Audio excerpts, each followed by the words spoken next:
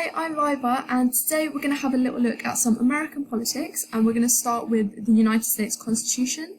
We're going to look at the main points of the United States Constitution, and then we're going to look at an exam question based on how are the UK and the United States Constitution different. So there's three major points, as I said, that we need to think about when we look at the United States Constitution. The first is that it's codified, which means that it's written down in one single document. So everything that Americans need to know about their government is all in one place. The next is that it's both specific and vague at the same time. So if we think about Amendment 8, for example, it says that Americans should not have cruel or unusual punishment inflicted on them. So if we think about that, over time, the idea of what's cruel or unusual might change.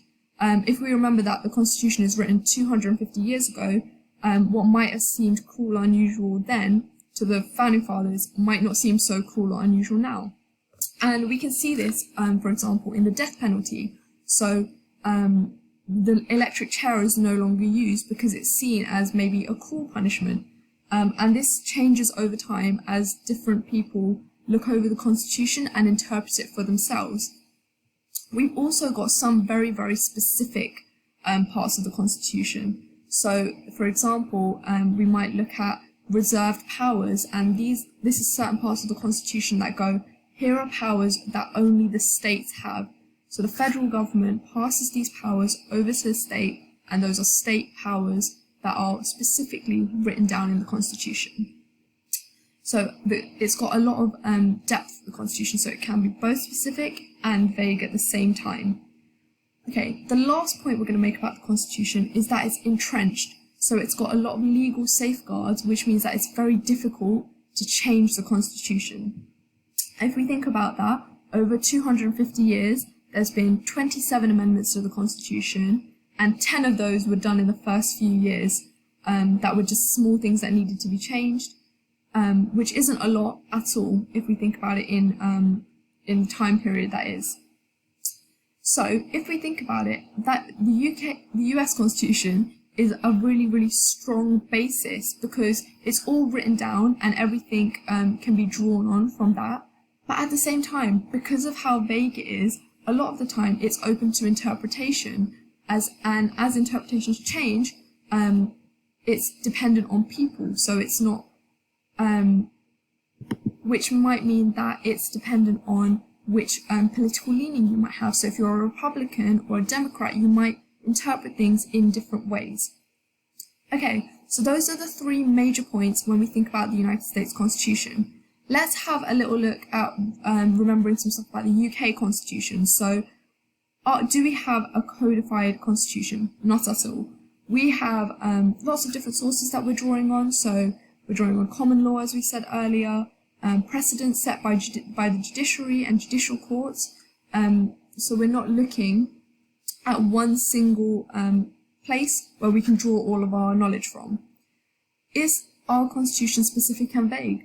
No, because we don't have a codified constitution, we can draw from lots of different places that have very specific examples and tell us exactly how to proceed. And is it entrenched? Because it's not written down, it can't be entrenched.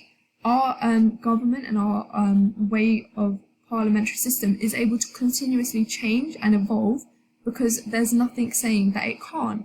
Unlike the American Constitution, which requires a lengthy amendment process. So if we were writing a sort of essay question, 12-mark question, on the significant differences between the UK and US Constitution, so for this kind of question, you want 2 to 3 really strong points. If you think about this in an exam, you're going to have about 15 minutes tops to write this kind of question. And you don't need an introduction or a conclusion, you just need to have 2 or 3 really, really strong points. So, for example, the points that I would make in this question, I would go, the major significant difference that we have is codification. And how does that affect how our governments are able to function? So the United States Constitution, it's all written down in one place. It's very hard for things to change. Whereas the UK Constitution, it's a lot easier for things to change. So if we take, for example, gun laws, In 1996, there was a shooting in Dunblane, which allowed the UK to move very fast and change gun laws within about a week. And suddenly it was a lot harder for people to buy guns, and there were a lot more processes in order for you to get one. So that's one way where we don't have a codified constitution, we're not tied down by anything, and we're able to make really fast changes. And since then, in schools in the UK, there hasn't been a school shooting. However, in the United States, their Second Amendment is the right to bear arms. And so you see in America, it's a lot harder for that to change because it's a fundamental part of their constitution is that they are able to bear arms. But then we think about how those arms would have been different now than they would have been 250 years ago. And so does that point stand? So that's a really well fleshed out point of, okay, here's the difference between the UK and US Constitution, its codification, and how codification has affected the same point, so gun laws in the UK and the US because of its codification. And you do that for 2 more points, which would give you a really strong 12 marker. Thank you so much for listening.